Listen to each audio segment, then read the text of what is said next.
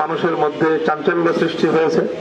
তারা সকলেই এই বিষয়টি নিয়ে বর্তমান বাংলাদেশের সার্বিক অবস্থার প্রেক্ষিতে এই নারী কমিশনের প্রস্তাবনায় সকলে উদ্বিগ্ন এবং তাদের সকলেই আসলে এক কথায় বলতে গেলে স্তম্ভিত। এই কমিশনের প্রস্তাবনাকে প্রতিরোধ করে দেয়া, শুধু এটা আসলে কমিশনের প্রস্তাবনা পর্যন্তই এটা ক্ষান্ত নেই।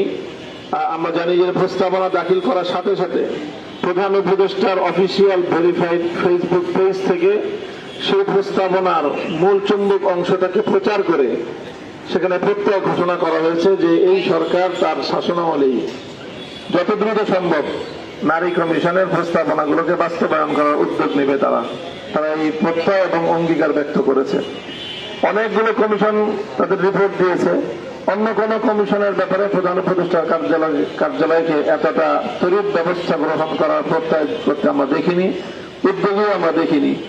মনে হচ্ছে যে নারী বিষয়ক পশ্চিমা যে কালচার এবং পশ্চিমা সভ্যতার যে অবস্থা, বাংলাদেশে আবহমান কাল থেকে চলে আসা আমাদের যে পরিবার ব্যবস্থা সেটাকে ধ্বংস করে দিয়ে পশ্চিমা পরিবারবিহীন এক অসভ্য কালচারের এই অসভ্যতা বাংলাদেশে আমদানি করার একটি এজেন্ডা নিয়েই বর্তমান সরকার কাজ করছে কিনা এই ব্যাপারে আমরা শঙ্কিত।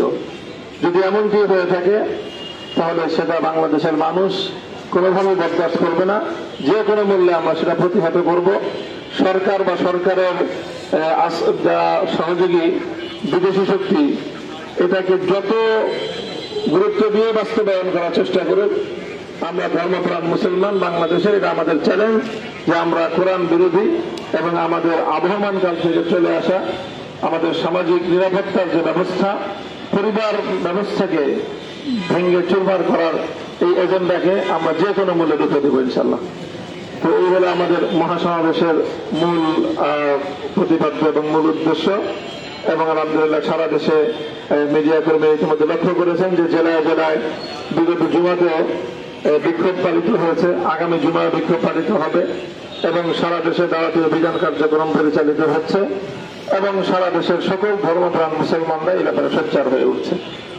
আলহামদুলিল্লাহ আমরা আশা করি যে সকলের সহযোগিতায় আগামী ৩রা মে ঐতিহাসিক সোহরাওয়ার্দী উদ্যানে হেফাজতে ইসলাম বাংলাদেশের আহ্বানে ঐতিহাসিক সফল মহাসমাবেশ অনুষ্ঠিত হবে ইনশাআল্লাহ। ধন্যবাদ সবাইকে, আপনারা কষ্ট করে আজকে ব্রিফিং এ এখানে অংশগ্রহণ করেছেন।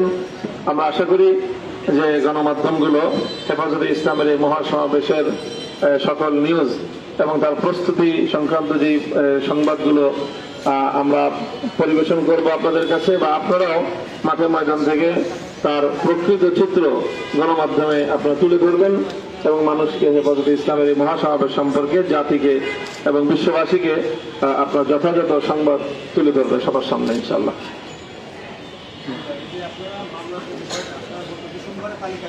হ্যাঁ,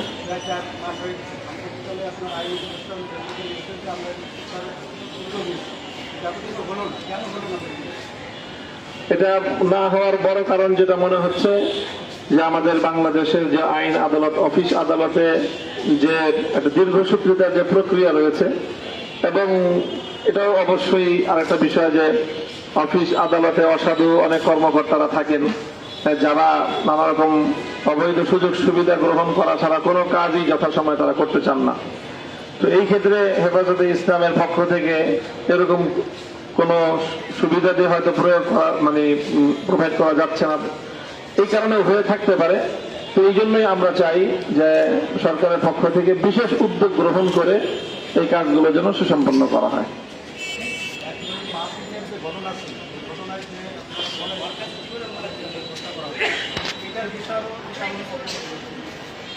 না, এটার আমরা ইতিমধ্যে আন্তর্জাতিক অপরাধ ট্রাইব্যুনালে হেফাজতে ইসলামের পক্ষ থেকে মামলা দায়ের করা হয়েছে এবং সেই মামলার অনেক দূর অগ্রসর হয়েছে।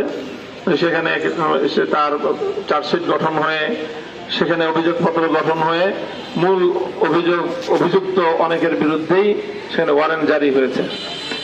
বাকি আমরা মনে করি যে শুধু এতটুকুই যথেষ্ট নয়, বরং আরো ত্বরান্বিত হওয়া এবং এই 5ই মের গণহত্যা সহ 2021-এর গণহত্যা অন্যান্য সবগুলো হত্যাকাণ্ডেরই এবং বিশেষ করে 2024 সালের জুলাই আগস্ট বিপ্লবের যে ছাত্র জনতাকে যে নির্বিচারে হত্যা করা হয়েছে সবগুলো হত্যার বিচার আরো দ্রুত এবং দৃশ্যমান অগ্রগতি হওয়া চাই।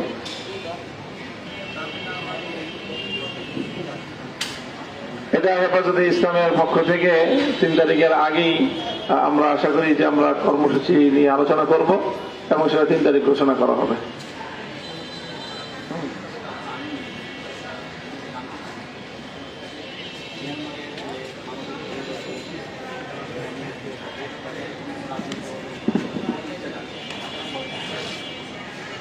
মিয়ানমারের যে এই বিষয় এবং সবগুলি আমাদের পার্শ্ববর্তী দেশসমূহের বাংলাদেশকে করিডোর হিসেবে ব্যবহার করে অথবা বাংলাদেশের ভূখণ্ডকে ব্যবহার করে সাম্রাজ্যবাদী শক্তি বা বহিঃশক্তি কোন ধরনের তাদের এজেন্ডা বাস্তবায়ন করবে, দেশপ্রেমিক শক্তি হিসাবে বাংলাদেশের হেফাজতে ইসলাম বাংলাদেশ কোনোভাবেই এটা সমর্থন করে না, এর নিন্দা জ্ঞাপন করে এবং এর প্রতিরোধ ব্যবস্থা ইনশাল্লাহ আমরা অব্যাহত রাখবো। সবাইকে ধন্যবাদ। জাযাকুমুল্লাহ। আসসালামু আলাইকুম ওয়া রাহমাতুল্লাহ।